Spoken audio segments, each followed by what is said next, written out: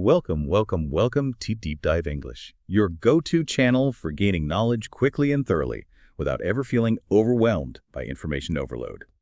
Today, we are embarking on an absolutely extraordinary journey, a real deep dive into Yuval Noah Harari's groundbreaking book, Sapiens, A Brief History of Humankind. Now, many of you have told us you desperately want to read it, you've heard the buzz, but let's be honest, finding the time for a book of this magnitude, well, it can feel impossible with today's busy schedules. Well, consider this your comprehensive shortcut. That's exactly right. Our mission today is to navigate the complete sweepage arc of this incredible book, Sapiens, pretty much in one go. We're going to try and extract the most important insights, the truly surprising facts, and those aha moments that explain how our species, Homo sapiens, came to dominate the planet, and just as crucially, where we might be heading next. We'll explore the big, profound questions Harari raises, making them accessible and connecting the dots with, real-life examples that you can grasp and relate to your own world. Exactly. Our entire purpose here, as always, is to take a stack of sources. And in this case, it's not just a stack. It's a whole, dense, mind-bending book, and distill it into something truly digestible and thought-provoking for you, our listener. We're talking about the full, grand narrative from our incredibly humble beginnings as, well, an animal of no particular significance, all the way to our potential future as something akin to gods. Okay, let's unpack this monumental story. It's so easy to fall into the trap of thinking that our ancestors were always destined for greatness, that they were always the smartest, the strongest, the best adapted, right? That somehow we, Homo sapiens, were always at the top of the evolutionary ladder, inherently superior. But what Sapiens tells us, what's so fascinating from the very outset, is that for a very, very long time, Homo sapiens was actually a pretty insignificant species. We weren't the only game in town, not by a long shot. Indeed, the archaeological record paints a very different picture from that common assumption. Before Homo sapiens became the sole human species on Earth, the world was home to a remarkable diversity of other human species, each uniquely adapted to their specific environments. For instance, if you travel to the island of Java in Indonesia, you would have encountered Homo soloensis, a species perfectly suited to the tropics, thriving in that warm, humid climate. Then, perhaps even more surprisingly, you had the incredible Homo floresiensis, often affectionately dubbed the hobbits of Flores Island. These fascinating people dwarfed over generations, likely due to resource scarcity on their isolated island, reaching a maximum height of only about 1 meter and weighing just 25 kilograms. Yet, despite their small stature, they were sophisticated enough to produce stone tools and even hunt dwarf elephants. It completely upends our preconceptions of what human could look like. And further north, in Siberia, the Denisova cave revealed Homo denisova, a species identified through just a fossilized finger bone and subsequent genetic analysis, showcasing another lost relative in our complex family tree. And of course, there were the Neanderthals, our closest cousins, often caricatured as brutish cave people. But the book really challenges that simplistic image, doesn't it? It suggests they're far more sophisticated than we commonly give them credit for. Absolutely, and this is a crucial point in understanding our own ascent. Neanderthals, who Homo sapiens encountered when we first ventured out of Africa into Eurasia, were not only more muscular and robust than sapiens, but they also had larger brains, even bigger than ours on average, and were far better adapted to the cold, harsh climates of Ice Age Europe. They were skilled hunters, used sophisticated tools like Mousterian stone tools, mastered fire, and perhaps most surprisingly, showed clear evidence of caring for their sick and infirm.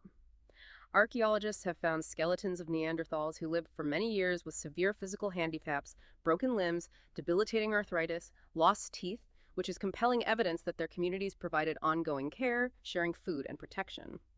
This paints a picture of a much more empathetic and socially complex species than the popular stereotype suggests. They even had burial rituals, sometimes burying their dead with offerings. So the idea of them as simple brutes is largely a modern myth. So if we weren't necessarily bigger brained than Neanderthals, or stronger, or more adapted to the cold, what was our big game-changing advantage? How did we, Homo sapiens, end up being the only ones left, driving all these other human species into oblivion, or perhaps absorbing them? This is where it gets really interesting, because it's not about physical might, but something much more subtle and profound. The book points to the cognitive revolution, which occurred roughly 70,000 years ago, as the pivotal moment. This wasn't a physical change in our bodies. We didn't suddenly grow bigger muscles or a larger skull. Instead, it was a subtle but profound rewiring in the internal structure of our brains. This rewiring led to unique cognitive abilities, particularly in how we communicated, thought, and critically, how we could imagine. And our language is what truly sets us apart, isn't it? It's incredibly flexible and nuanced in a way that animal communication simply isn't. Think about the alarm calls of green monkeys. They can communicate vital information like careful, a lion. It's direct, it's immediate, and it's about objective reality. But Homo sapiens can do so much more than that. We can describe incredibly complex scenarios with detail and intention.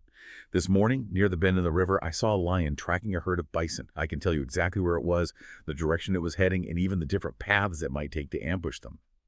This level of detailed description and shared narrative allows for incredibly complex planning, coordination, and cooperation among a group, far beyond what any other animal can manage. And this detailed information sharing among early sapiens brings us to what some scholars call the gossip theory. The ability to share reliable information about who could be trusted, who was a freeloader, who was skilled, who was reliable, that was genuinely revolutionary for social cohesion. It allowed small, tightly knit bands to expand into larger, more cooperative groups because individuals could now know about relationships and reputations beyond their immediate personal experience. You didn't have to personally know everyone to decide if you could trust them in a hunt. Sociological research, interestingly, suggests that there's a natural cognitive limit of about 150 individuals for groups that can be effectively bonded by gossip alone. Beyond that threshold, formal structures, laws, and crucially, shared myths become absolutely essential to maintain order and cooperation among strangers. So gossip got us to about 150 people. But the truly unique, mind-blowing power of sapiens language, the real game changer that allowed us to scale up to tribes, cities, and eventually nations, is our ability to talk about things that don't exist. We're not just saying, careful, a lion. We can say things like, the lion is the guardian spirit of our tribe, and he will protect us if we follow these sacred rules, if we make these specific offerings, and if we respect the ancestral hunting grounds. This capacity for shared fictions gave birth to legends, myths, gods, religions, and eventually abstract concepts like nations and corporations. These are incredibly powerful collective stories that bind together massive numbers of strangers, allowing us to cooperate on a scale that no other animal can even dream of achieving. This collective belief in the unreal. Well, it's our superpower. And this power of shared fictions extends into what we call legal fictions in the modern world, which are just as powerful, if less mystical. Take the example Harari uses, a company like Peugeot SA. Does Peugeot physically exist? Not in the way a lion or a tree does. You can't point to it, touch it, or dissect it. It's a legal entity. It can own property, pay taxes, be sued, and enter into contracts, all without a physical body or brain. If a judge mandated its dissolution, its factories would still stand, its workers would still be there, but Peugeot SA as an entity would simply vanish because it exists purely in our collective imagination, supported by laws and shared belief. This is a profound distinction from, say, Jean, a 13th century wagon maker. Jean was personally liable for all business debts. If his business failed, he could lose his house, his cow, even his children into servitude.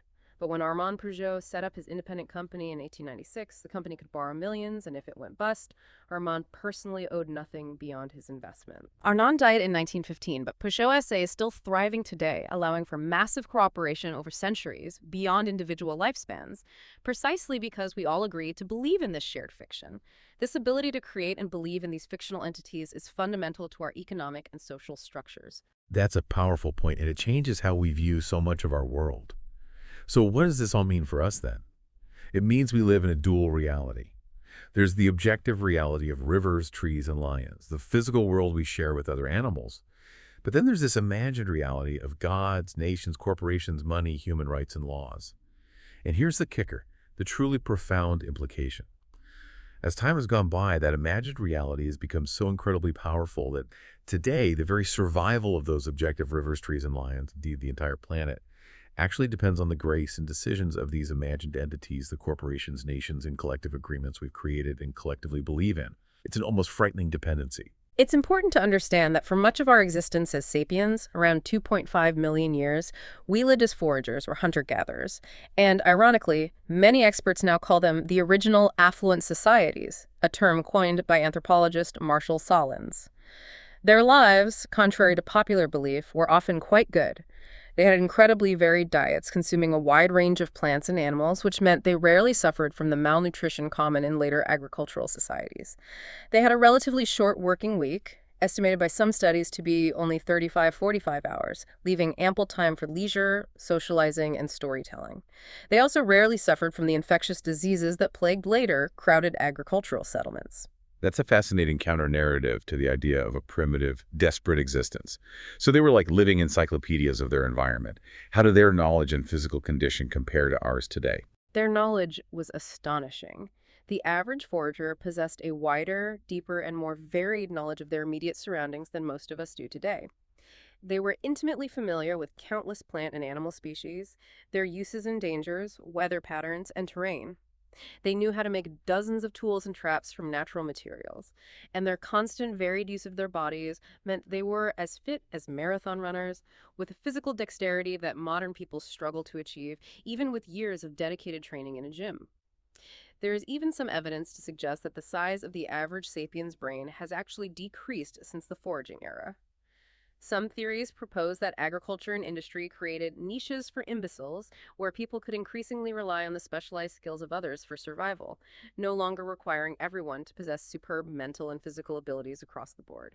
The collective knowledge grew, but individual expertise arguably narrowed. That's a sobering thought, isn't it? That our individual mental and physical capacities might have actually declined in some ways. But let's not romanticize it too much, because while they might have been affluent in certain ways, their world could also be incredibly harsh and unforgiving. Absolutely. Life wasn't a pastoral idyll.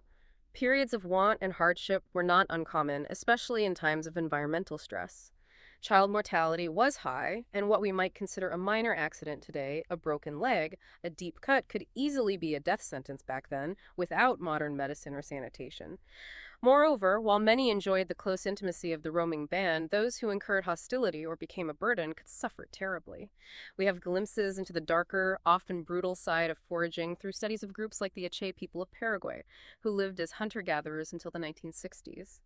Their recorded customs included killing little girls to bury with valued band members, abandoning the sick, like the man nicknamed Vulture Droppings, who was left for dead but miraculously recovered, and killing old women who became burdens with an axe blow to the head. They even killed babies born without hair, considered underdeveloped, or sometimes girls simply because the band didn't want another girl. This demonstrates the harsh utilitarian calculus sometimes at play in survival scenarios. Wow, that's a stark, almost horrifying contrast to the original affluent society image. It really highlights the immense complexities and ethical dilemmas of their lives and how different their moral frameworks might have been. What about their spiritual beliefs? Do we know much about that? Were they deeply spiritual, and what form did that take? Unfortunately, the mystery of ancient spirituality is one of the biggest holes in our understanding of human history. Archaeological evidence, like cave paintings, bone statuettes, like the Venus figurines, or carved artifacts, is incredibly scarce and highly opaque. Scholars have to be very careful. Any attempt to describe specific archaic spirituality is highly speculative. For instance, a famous cave painting might be interpreted as a vivid depiction of a hunting accident, or as a symbolic journey from this world to the next, a shamanic trance experience, or even a form of early narrative storytelling. Without further corroborating evidence, which rarely survives, these interpretations are more like Rorschach tests, often revealing more about modern scholars' preconceptions than about Stone Age religions. We generally assume they were animists, believing in spirits inhabiting natural objects, animals, and plants, with a fluidity between human and animal forms, but the specifics of their rituals, deities, and cosmic beliefs are largely lost to us, leaving a vast blank space in our understanding of their inner lives. It's incredible how much we don't know about such a huge chunk of our past. One exception to all this, though, one unique and enduring co-evolutionary bond that did emerge was with dogs, right? They were our earliest companions. Yes, dogs were the first animal domesticated by Homo sapiens, and this happened remarkably early, long before the agricultural revolution, around 15,000 years ago, possibly even earlier. It wasn't an intentional project to breed specific traits at first, but rather a mutual attraction. Wolves that were less wary of humans, or more curious, might have scavenged near human camps, gradually becoming tamer. Humans, in turn, found value in these proto-dogs for hunting, fighting, serving as an alarm system, and even providing warmth. Over generations, the two species co-evolved, developing a deep understanding and even affection. Dogs that were most attentive to human needs received better care and food, while dogs also learned to manipulate humans, recognizing emotions and intentions. This bond was so strong that in some cases, dead dogs were buried ceremoniously, much like humans. A poignant example is a 12,000-year-old tomb in Israel where a puppy was buried near a woman's head, suggesting a profound emotional and spiritual connection between them. It's a testament to how deeply intertwined our histories became. Hashtag the forager's environmental impact. Another common misconception, often perpetuated by modern romantic ideals of indigenous life, is that early sapiens lived in perfect harmony with nature, having little to no impact. The evidence suggests otherwise, and quite dramatically so. The first wave of sapiens colonization across the globe, as we expanded our range, led to massive extinctions, particularly of large, furry creatures, or megafauna. For example, in Australia, about 45,000 years ago, almost all terrestrial megafauna creatures like giant kangaroos, enormous flightless birds, and marsupial lions disappeared shortly after sapiens arrived. Crucially, oceanic fauna in the surrounding waters was largely spared, which strongly indicates human involvement through hunting, fire, and ecological changes, rather than widespread climate change, which would have impacted marine life too. So it wasn't just a coincidence of a changing climate, but our arrival, our hunting methods, our environmental modifications that specifically targeted and devastated these land animals. That's a pretty strong indictment of our earliest ecological footprint. Precisely. We see a remarkably similar pattern unfold in America. Following the arrival of humans, probably across the Bering Land Bridge about 14,000 years ago, there was a dramatic wave of extinctions of large animals: mammoths, mastodons, saber-toothed cats, giant ground sloths, and dire wolves. Again, the timing aligns too closely with human expansion to be solely attributed to climate shifts. And a more recent, well-documented example is New Zealand. When the Maoris arrived there about 800 years ago, within just a couple of centuries, most local megafauna, including the enormous moa birds and an estimated 60% of all endemic bird species, were extinct. These repeated patterns, tied directly to human settlement across different continents and time periods, make the case for our profound and often destructive environmental impact undeniable, even in our hunter-gatherer phase. This means Homo sapiens hold the rather dubious distinction of being the deadliest species in the annals of biology, long before we ever invented industry, or even the wheel, or writing, or complex agriculture. It's a truly sobering thought, wouldn't you say? We've been changing the planet's ecology, often with devastating consequences, for far longer than most people realize. It challenges our perception of ourselves as recently impactful. All right, let's fast forward a bit. We've talked about the cognitive revolution, our language, our fictions, and our early environmental impact. Now, about 10,000 years ago, something truly monumental happened, something that dramatically reshaped human society and our relationship with the natural world: the agricultural revolution. And here's a really provocative claim from the book, a claim that might genuinely shock you. This revolution, which we often view as a huge leap forward for humanity, a clear sign of progress, was actually, for the individual sapiens, history's biggest fraud. That's Harari's bold and quite convincing argument. The book contends that, for individual Homo sapiens, the agricultural revolution was a raw deal, even a biological and social trap. It presents what it calls the wheat bargain. Wheat, as a plant, offered nothing for people as individuals in terms of a better, easier, or healthier life. In fact, it often demanded more from them. But it offered everything for Homo sapiens as a species. Cultivating wheat allowed for significantly more food calories to be produced per unit of territory compared to foraging. This, in turn, enabled the human population to multiply exponentially. For example, an area around ancient Jericho that could support a mere 100 foragers could now support a cramped village of 1,000 people. The catch: these villagers were often malnourished, suffered more from disease, and endured a much harsher daily life. So people ended up working much harder and but for less nutritious food and a generally tougher, shorter life. That sounds like a terrible trade-off. Why on earth did they stick with it if it was so bad? Exactly. People ended up toiling much harder, engaging in backbreaking labor like tilling, sowing, weeding, and harvesting, all focused on a more monotonous, cereal-heavy diet. This led to less varied nutrition, chronic deficiencies, and made them far more susceptible to disease, especially as they lived in more crowded permanent settlements with poor sanitation, making it easier for pathogens to spread. Paradoxically, the increased food supply, despite being less nutritious, led to more children, but these children were often less healthy and had higher mortality rates. And the trap snapped shut because of several unforeseen consequences. Farmers became utterly dependent on a single food source, making them vulnerable to crop failure. They built walls against thieves and raiders, incurring constant conflict. And most critically, the population growth meant there were simply too many people to ever return to foraging. The knowledge of wild food sources dwindled, and the available foraging territory shrank. They were committed, often unknowingly, to a life of toil, all for the dubious benefit of their species' numerical proliferation. It's a classic, almost cynical example of how luxuries tend to become necessities and to spawn new obligations. That initial luxury of abundant grain quickly became a burden. It reminds me so much of our modern time-saving devices. We have email, smartphones, instant communication, supposedly making our lives easier. But do we feel more relaxed? Or just perpetually busier, with a constant stream of new demands and expectations? It feels like it's the same kind of trap, just on a different technological scale, doesn't it? We create solutions that generate new problems. Hashtag the dawn of complex societies and imagined orders. The agricultural surplus and the subsequent shift to settled life were, despite their costs to individuals, the fundamental foundations for building much larger and more complex societies. From scattered villages to burgeoning towns, then cities, kingdoms, and eventually vast empires. But as Harari points out, the core challenge remained. How do you get thousands, even millions of strangers who don't know each other personally and can't bond through gossip to cooperate effectively, live together peacefully, and organize themselves for common goals? And this is where our imagined orders come back into play, right? These are the shared myths, the collective fictions that dictate how people should behave, what they should want, and the rules they observe. They create what the book calls artificial instincts that enable large-scale cooperation by giving people common reference points and values. Precisely. To truly grasp this, let's look at some contrasting examples of these imagined orders and their impact. Consider Hammurabi's Code, promulgated in ancient Babylon around 1776 BC.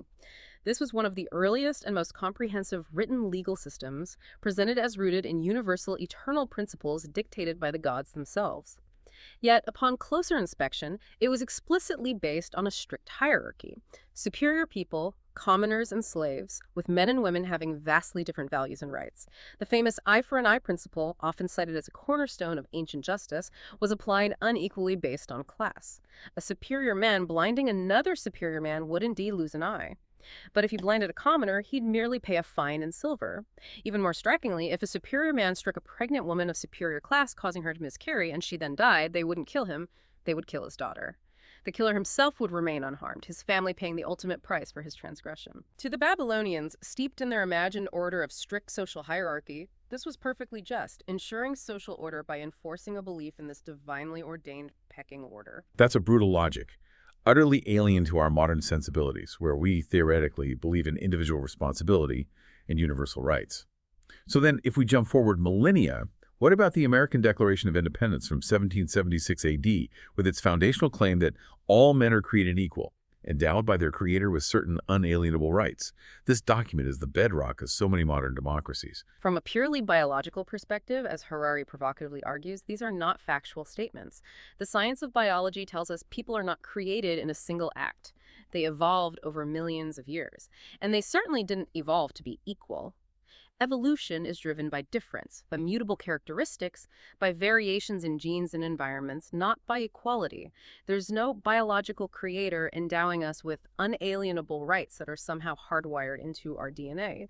These concepts, equality, rights, a creator, while incredibly powerful and vital for our modern societies, exist only within our shared imagination, our intersubjective reality. Harari's point is that the core of the argument, all men are created equal, should biologically be translated to something like people evolve differently, endowed by their creator simply means born, and unalienable rights are actually mutable characteristics that societies choose to value. This isn't to say these ideas are worthless, but that their power comes from our collective belief, not biological fact. That's a truly challenging reframe, forcing us to confront the constructed nature of even our most cherished ideals. So if these powerful ideas like human rights exist only in our shared imagination, as collective fictions, does that mean they're inherently fragile? Are we constantly on the brink of them collapsing? To a degree, yes, they are more fragile than objective realities. An imagined order, unlike a natural order like gravity, which will always pull you down whether you believe in it or not, is always in danger of collapse because it utterly depends on people continuing to believe in it and act according to its rules. To maintain it, continuous and strenuous effort is required. This often involves both overt violence and coercion armies, police, courts, and prisons, forcing people to act in accordance with the imagined rules. As the French diplomat Prince Talleyrand famously said, "You can do many things with bayonets, but it is rather uncomfortable to sit on them." So violence alone isn't enough for long-term stability. An imagined order also requires true believers, people who genuinely uphold its values, who internalize the myths, and who ensure the system functions from within, not just out of fear. They must want to conform. And we're often remarkably blind to how deeply these imagined orders influence us, aren't we? It's not just abstract ideas that float around in the air. They're embedded in our very material world, shaping our environments and even our deepest desires. Absolutely. The imagined order becomes so ingrained it shapes our physical surroundings and daily lives. Think about medieval castles. They rarely contained private bedrooms. People often slept in large communal halls, reflecting a societal belief where an individual's worth was tied to their place in a visible social hierarchy and what others said about them. There was little privacy because the idea of individual private space, distinct from the collective, wasn't a dominant social construct. Contrast that with modern homes, where private bedrooms and personal bathrooms are standard, reflecting our belief in individualism, the idea that each person has an inherent worth independent of others and deserves their own private space. Our imagined order literally shapes our walls. It also programs our deepest desires. For example, why do so many people today spend fortunes on foreign holidays, often seeking authentic experiences or self-discovery? It's not an inherent chimpanzee desire, it's a manifestation of romantic consumerism, the myth that consuming experiences, often abroad, will broaden our horizons, improve our minds, and ultimately make us happier and more fulfilled individuals. These desires are not biological, but culturally manufactured. So this concept of intersubjective reality is truly key here. It's not objective, existing independently of human consciousness, but it's not purely subjective either, existing only in one person's mind. It's something that gains immense power because many, many people believe in it simultaneously. Exactly. The dollar bill in your pocket, the concept of human rights, the very existence of a nation state, these exist in the shared imagination of billions. If you or I alone stopped believing in the value of the dollar, it wouldn't matter much. The currency would still function. To change such an intersubjective reality, billions of minds must change simultaneously, which is an incredibly difficult feat. It often requires a complex, organized movement or a powerful new alternative myth to shift that collective consciousness. Sometimes a single charismatic leader can articulate a new narrative, but its success depends on its adoption by the masses. Hashtag memory overload and the invention of writing. Imagine trying to coordinate a game of football with complete strangers. If you didn't have shared, agreed-upon rules, you'd have utter chaos. It's the same on a much larger scale, isn't it? Large-scale cooperation, whether it's a kingdom, a massive trading network, or an empire, needs to process and store vast amounts of information, far more than any single human brain can contain or transmit orally. Our brains have biological limits, certainly. As we discussed earlier, the maximum number of intimate social contacts any one person can genuinely maintain is around 150, largely due to memory constraints. Beyond that, memory overload becomes a real issue, making it impossible to remember every face, every name, every debt, every law, every rule. This problem was truly overcome by the ancient Sumerians who lived in southern Mesopotamia between 3500 and 3000 BC. They invented a revolutionary system for storing and processing information outside their brains, specifically designed to handle large amounts of mathematical and bureaucratic data, things like tax records, property ownership, and trade agreements. This invention, of course, was writing, initially in the form of cuneiform on clay tablets. And this wasn't just about pretty pictures or stories, at least not initially. It was about hard data, taxes, and administration. This allowed for cities, kingdoms, and eventually empires to truly flourish and grow beyond the limits of human memory. It's incredible to think about it. Tax registries and complex bureaucratic systems were essentially born with writing, and the two remain inextricably linked to this day, like Siamese twins. You can't imagine one thriving without the other, even in our modern digital age where the writing is just a string of binary code. And it wasn't just about the invention of the symbols themselves. Early empires like Sumer, Pharaonic Egypt, ancient China, and the Inca Empire also invested heavily in the infrastructure surrounding writing, methods of archiving, cataloging, and retrieving these records. They established elaborate schools for scribes, clerks, and accountants who were highly respected members of society. This wasn't merely about recording history or telling stories, though that came later. It was primarily about managing an increasingly complex society, collecting taxes, paying salaries to soldiers and officials, administering justice, and coordinating large-scale projects like irrigation systems or monument building. All of which would be impossible without these external memory systems, allowing information to transcend individual brains and even generations. As we move from the agricultural revolution, we see that human cultures didn't just stay put in their isolated valleys. Over millennia, they clashed, they merged, they grew, and they changed. And if you take a step back, looking at history from the perspective of a cosmic spy satellite, Harari argues that there's a relentless, almost undeniable movement towards global unity, It's a grand narrative of increasing interconnectedness. That's a key takeaway from the book's sweeping historical overview. Around 10,000 BC, at the dawn of the agricultural revolution, our planet was home to many thousands of distinct human worlds, small, isolated societies with unique cultures, languages, and beliefs. By 1450 AD, just before the age of European exploration dramatically accelerated globalization, a significant consolidation had occurred. 90% of humans lived in a single, interconnected Afro-Asian megaworld, with significant cultural, political, and economic ties stretching across continents through trade routes like the Silk Road. Over the next 300 years, this giant effectively swallowed up the remaining major human worlds. The Mesoamerican, Andean, Australian, and Oceanic worlds, largely through European exploration, trade, and often conquest. The process was brutal at times, but the outcome was undeniable integration. And the legacy of this unification is all around us, often in surprising ways that we completely take for granted. Think about something as everyday as ethnic cuisine, for example. We think of spaghetti with tomato sauce as quintessentially Italian, or potatoes as fundamental to Polish dishes, or hot chilies as inseparable from Indian food, or even Swiss hot chocolate as a classic European comfort. But here's the twist.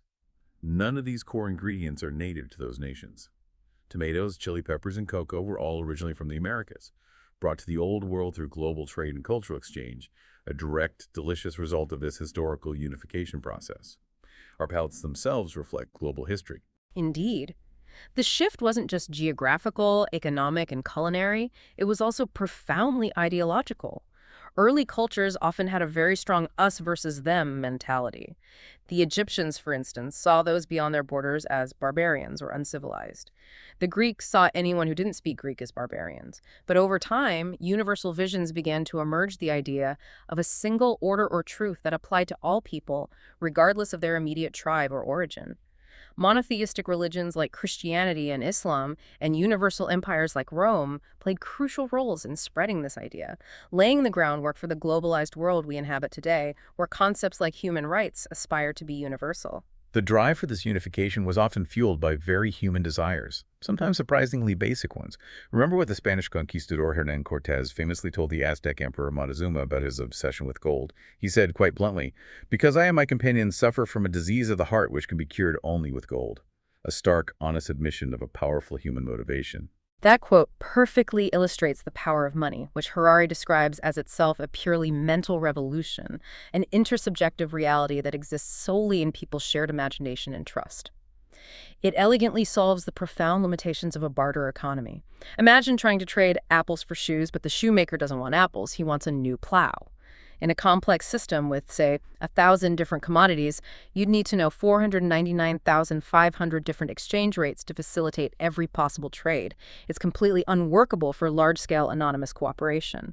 So money emerges as this incredibly clever system, this abstract medium, to represent value, allowing us to compare and exchange incredibly diverse goods and services without needing a direct match of needs. Yes. Money is simply anything that people are willing to use systematically to represent value for the purpose of exchanging goods and services.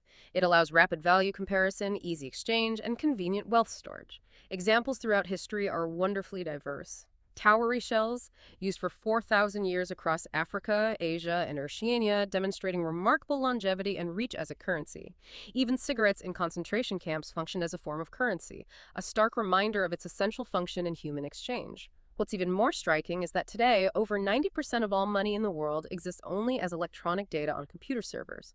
Most business transactions move electronic data, not physical cash.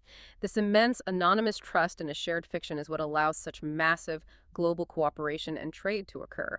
Without it, our complex global economy would simply grind to a halt. Money, then, operates on two incredibly powerful universal principles. Universal convertibility, meaning with money, you can theoretically turn anything into anything else, be it land into loyalty, justice into health, labor into leisure, and so on, and universal trust, allowing any two strangers from completely different cultures and backgrounds to cooperate on virtually any project, knowing their efforts can be compensated and exchanged universally. But there's a real dark side to this, isn't there? This universal convertibility, this reduction of everything to a common denominator, can corrode local traditions, intimate relations, and deeply held human values, replacing them with the cold, impersonal, and often ruthless laws of supply and demand. Indeed. While money facilitated economic unification, empires were arguably the primary political and cultural engine driving this process for millennia. Harari points out that empires have been the most common and stable form of political organization for the last 2,500 years. They are defined not just by military conquest, but critically by their cultural diversity and flexible borders, constantly expanding to incorporate new peoples and territories. An empire doesn't even need an autocratic emperor.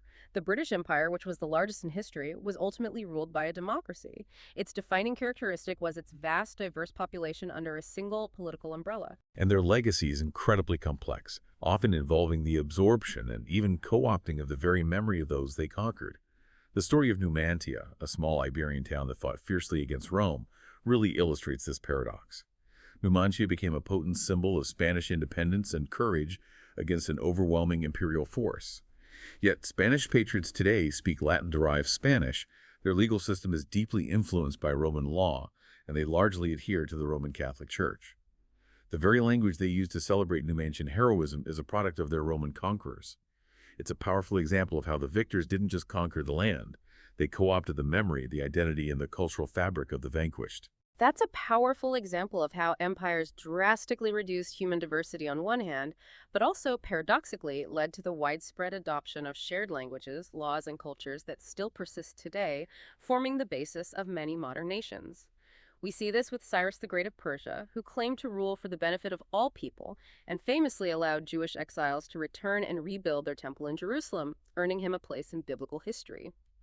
Qin Shi Huangdi, the first emperor of a unified China, implemented standardized weights, measures, and a single script, and his rule, despite its brutality, is often seen as a foundational golden age of order and justice for the Chinese nation.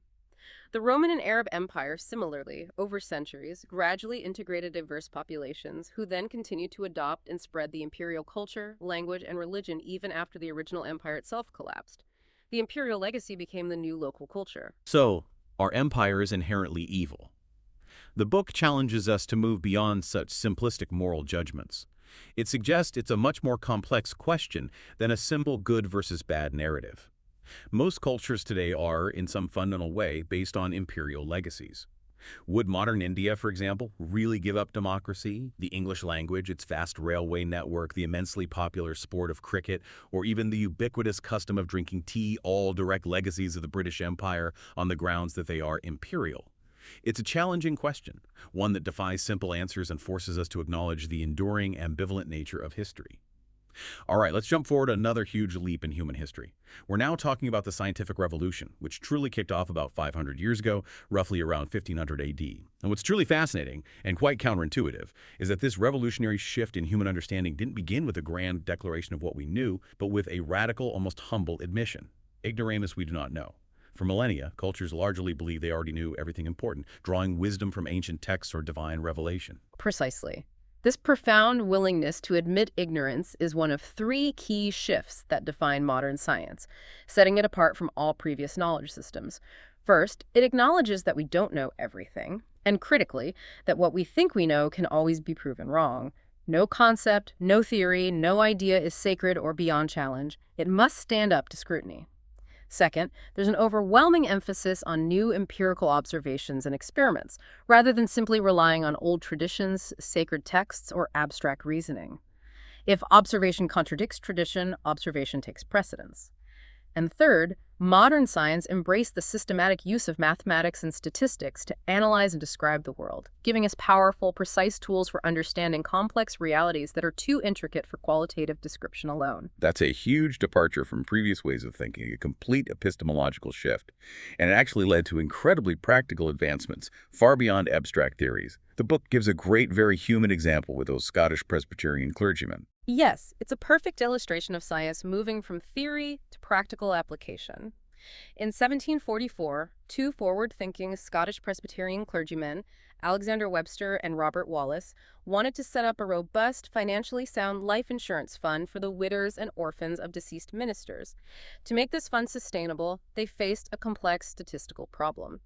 They needed to predict with reasonable accuracy how many ministers would die each year, how many widows they'd leave behind, and for how long, on average, those widows would live. By systematically collecting and processing vast amounts of demographic data, they created what we now call actuarial tables. This allowed them to predict deaths statistically, calculate appropriate contributions for ministers, and manage the fund responsibly. This wasn't just about charity, it was a groundbreaking application of scientific method and statistics to a real-world social problem, forming the bedrock of the modern insurance industry that impacts billions today. It showed that uncertainty could be quantified and managed. That's incredible. So this mindset of we don't know, let's find out, combined with rigorous empirical observation and mathematical analysis, unleashed unprecedented power and innovation. But it also presented a profound challenge, didn't it? How do you hold a society together? How do you maintain social cohesion if even our most cherished shared myths, our imagined orders, our religious doctrines, our long-held traditions are constantly being questioned and potentially proven wrong by this new scientific way of thinking? It creates an intellectual vacuum that needs to be filled. Hashtag marriage of science, empire, and capitalism. That's precisely the crux of the dilemma. Modern science, with its insatiable curiosity and rigorous methodology, is an incredibly expensive endeavor. It requires vast funding for laboratories, sophisticated equipment, and highly trained personnel, from explorers to researchers. This funding historically has rarely come from pure altruism or abstract intellectual pursuit alone. Instead, it's typically driven by very strong practical, political, economic, or even religious goals. Science needs patrons, and these patrons have agendas. And the book highlights this incredible self-reinforcing feedback loop that emerged during the European age of exploration and expansion. Science provides new powers, whether that's more accurate weapons, advanced navigation techniques, better maps, or new technologies to extract resources, which are then used to acquire new resources, often through colonial expansion or advantageous trade deals with distant lands. A portion of those newly acquired resources and profits are then reinvested into even more scientific research, fueling the cycle again and again. It's a virtuous, or vicious, depending on your perspective, circle of knowledge, power, and wealth. Captain James Cook's voyages in the late 18th century are a stark, almost emblematic example of this symbiotic relationship.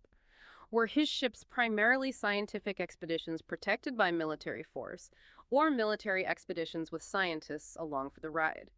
The answer, as Harari points out, is that they were both inextricably linked.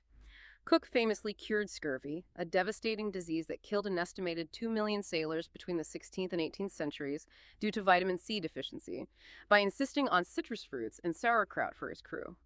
This monumental scientific medical achievement directly contributed to Britain's ability to control the world's oceans, allowing for further imperial expansion like the colonization of Australia and New Zealand, and the tragic extermination or marginalization of their native cultures.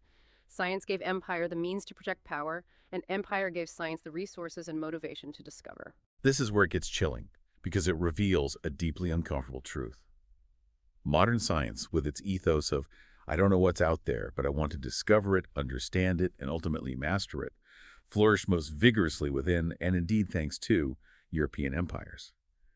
There was a shared mentality, a driving curiosity married to a will to power between the scientists and the conquerors. Contrast this with powerful Asian empires like the Ottomans or the Chinese, who certainly had the resources and technological capabilities to launch their own grand expeditions, but lacked the same overriding motivation to actively explore and conquer distant lands, like the Americas or the Pacific. It brings to mind that poignant story of the Kurdish boy translating the message from the moon spirits to the astronauts. Don't believe a single word these people are telling you. They have come to steal your lands. It's a powerful echo of the imperial mindset of discovery and domination, seen from the perspective of the conquered. Hashtag the capitalist creed and industrial revolution. This era also saw the rise of capitalism, which provided the financial infrastructure for this scientific imperial expansion.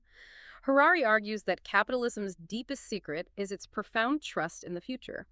Pre-modern economies often viewed wealth as a finite, static pie.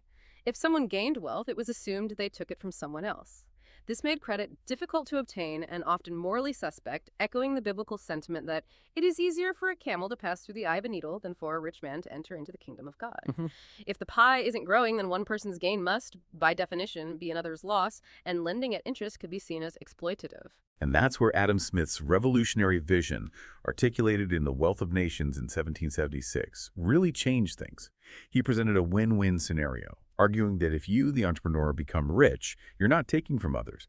You're actually growing the overall economic pie, creating new jobs, new goods, and new markets, which ultimately benefits everyone in society. This idea essentially opened the gates of heaven for the rich, transforming wealth accumulation from a potential sin into a social good, a moral imperative even. It fundamentally changed our ethical relationship with money and ambition. Indeed. Capitalism, then, isn't just about wealth. It's specifically about capital money, goods, and resources that are actively invested in production and new ventures, with the explicit expectation of generating more wealth in the future. A pharaoh building a pyramid, while a monumental display of wealth, isn't a capitalist because it's an unproductive use of wealth in this sense, but a baker taking a loan to build a new bakery, anticipating future profits from selling more bread, embodies the capitalist spirit. This trust in future growth allows banks to create money from almost nothing. As the book illustrates, over 90% of the money in our bank accounts isn't covered by actual physical cash. It's credit, a belief in future abundance that allows us to finance present ventures with future earnings. This ability to conjure capital based on faith in tomorrow was a monumental breakthrough. And this leads directly to what the book calls the magic circle of imperial capitalism. Credit financed new discoveries and explorations, allowing adventurers and scientists to go further. These expeditions often led to the acquisition of colonies. These colonies, in turn, provided raw materials, new markets, and cheap labor, generating immense profits for European powers and companies. These profits, in turn, built more trust in the system, which then translated into even more credit for further ventures, perpetuating the cycle. The Dutch East India Company, VOC, is a prime example. A private company that financed ships and mercenary armies to conquer and rule Indonesia for nearly 200 years, effectively building and running an empire for profit. Even the very name Wall Street in New York City comes from a wall built by the Dutch West Indies Company to defend its colony, New Amsterdam, against indigenous people and the British. It's a powerful reminder of how deeply capitalism and empire are intertwined. This era also gave birth to the Industrial Revolution, which was not just an economic shift, but fundamentally a revolution in energy conversion. We moved from relying primarily on plant growth, wood, food for muscles, and animal muscles as our energy sources, to unlocking vast, previously inaccessible energy sources. The book highlights the transition from burning wood to burning coal to power steam engines, initially used to pump water out of increasingly deep British coal mines, allowing for even more coal extraction. The first steam-powered locomotive appeared in 1825, and commercial railways followed in 1830, shrinking the world dramatically. The pace of scientific and technological change became astounding, from Einstein's INSEA, that iconic equation revealing the immense energy locked within matter, to the development of the atomic bomb took just 40 years.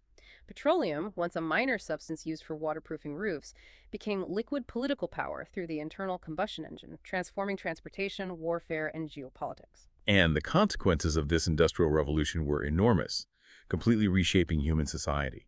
We saw unprecedented human population growth, from 700 million people in 1700 to nearly 7 billion today.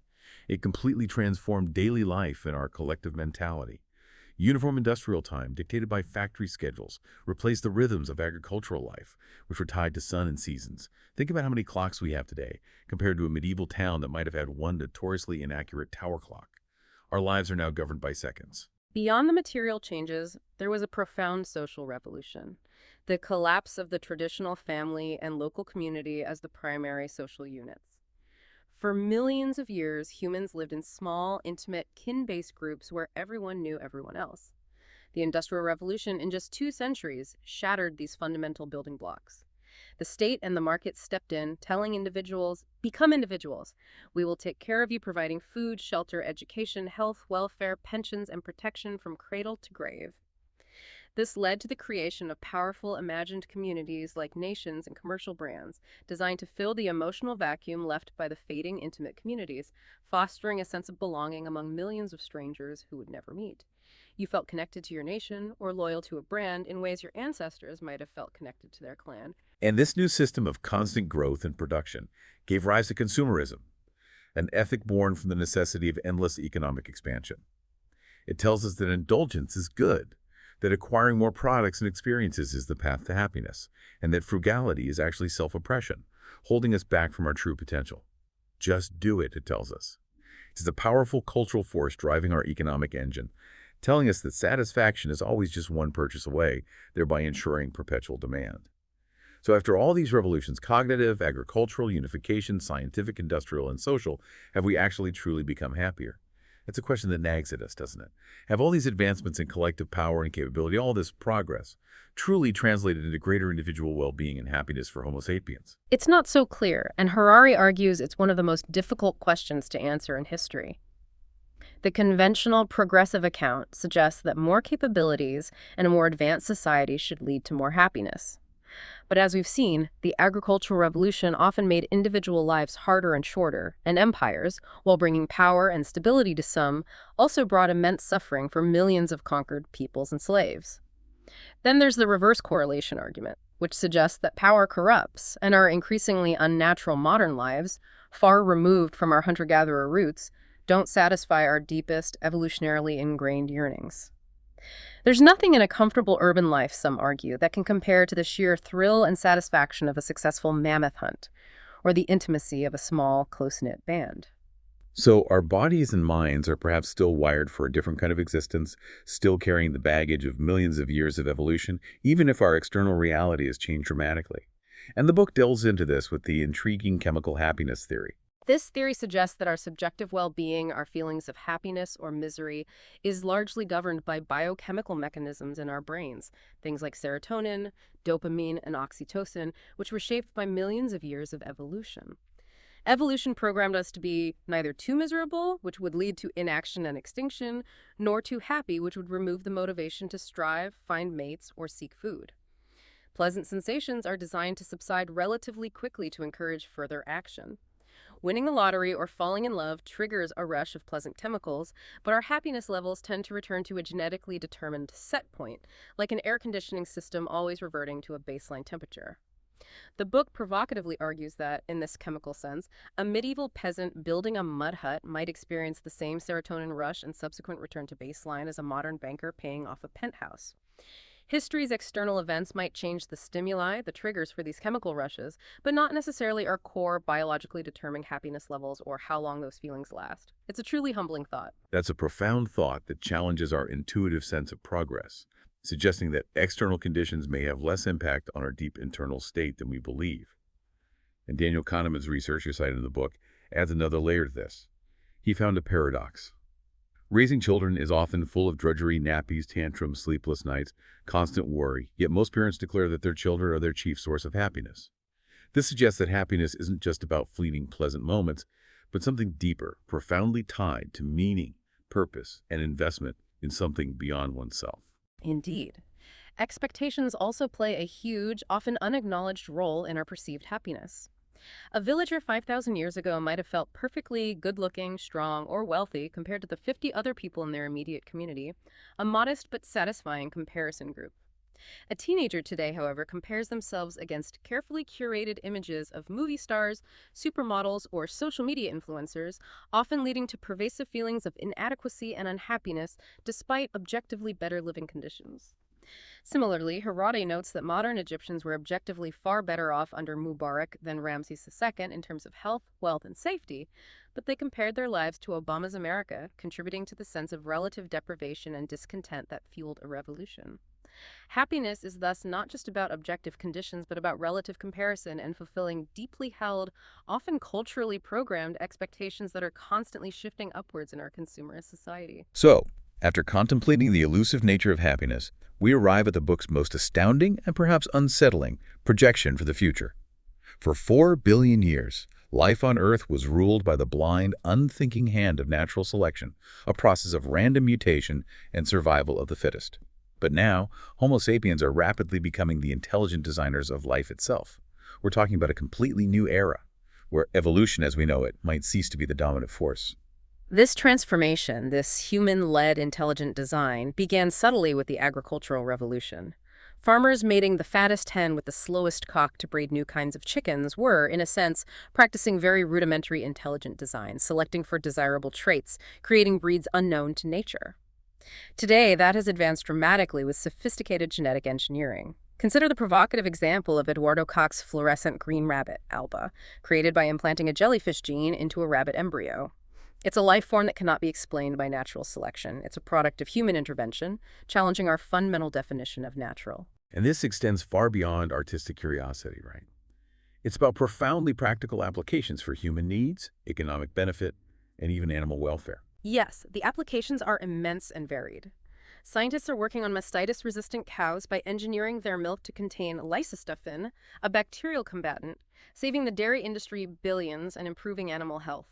There are even experiments with omega-3 pigs inserting worm genes to convert unhealthy fats into healthy ones, addressing human dietary concerns. The potential goes even further. Researchers are engineering genius mice with improved memory and learning capabilities, or isolating genes from monogamy in voles, which could have implications for understanding and perhaps even influencing complex social behaviors. If we can engineer individual abilities and even social behaviors in other species, the ethical and societal implications for human engineering are immense. And then there's what Harari calls the Gilgamesh Project, our species' ancient quest for indefinite human life, treating death not as an inevitable natural process, but as a technical problem to be solved with pacemakers, cancer drugs, advanced pharmaceuticals, and eventually bionic immune systems with nanorobots. Some serious scholars even suggest that by 2050, some humans could become immortal, meaning they wouldn't die of natural causes, only accidents or conscious termination. That's a staggering possibility, humans becoming effectively immortal, at least biologically. Superhumans, then, might not be a fantasy confined to comic books, but a real near-future possibility. The book suggests the main obstacles are ethical and political, not necessarily technical. Who gets these enhancements? Will enhanced abilities and extended lifespans be available to all, or will a new elite emerge, creating an unprecedented biological and social chasm within humanity? These are the real urgent questions we'll have to grapple with as a species. #, bionic life and inorganic beings. Beyond pure genetic engineering, there's cyborg engineering, the deliberate combination of organic and inorganic parts within a living organism. In a sense, we're already bionic with technologies like eyeglasses, dental fillings, and pacemakers, but we're on the brink of much, much more.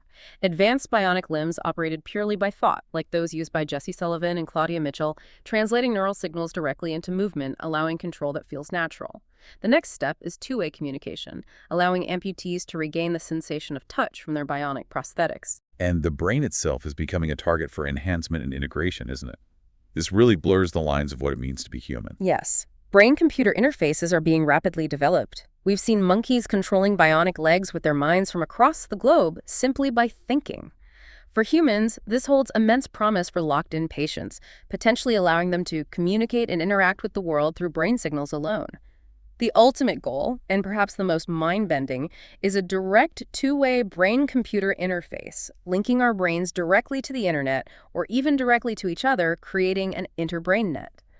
Imagine the implications for human memory, consciousness, and identity if we had direct, instantaneous access to a collective memory bank or could directly remember another person's experiences as our own. What happens to the concept of individual self when minds become collective and personal memories are no longer truly private? It challenges the very core of our identity. And then, beyond even bionic humans, the book considers the ultimate frontier, the engineering of completely inorganic beings. This sounds like pure science fiction, but Harari suggests it's a real possibility. This is the realm of sophisticated computer programs and viruses that can undergo independent evolution. The field of genetic programming, for example, aims to create programs that can learn, adapt, and evolve independently of their human creators, developing new solutions in unforeseen directions. The programmers would be the prima mobiles, the initial creators, but their creations would be free to evolve in ways that are entirely beyond human control or even full comprehension. Harari provocatively asks if, in the future, these advanced inorganic intelligences might become the dominant form of life, rendering Homo sapiens obsolete or perhaps even irrelevant. Yeah. It's a truly humbling and terrifying prospect that our ingenuity could create our own successors. #outro. Wow.